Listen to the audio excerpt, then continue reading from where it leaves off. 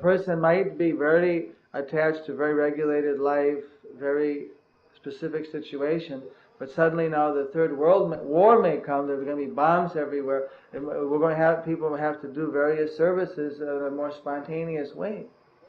People might be coming to the devotees for various type of spiritual guidance and help. So at that time, then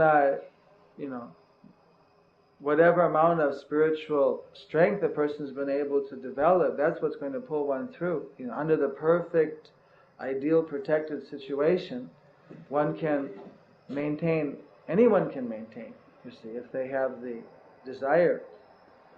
But under difficult situations, then one's put to test.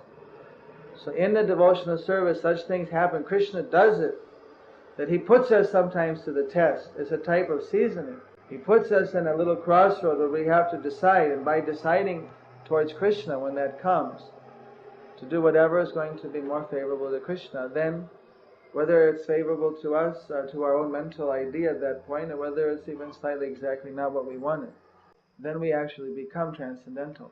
And that gives us actually deep strength.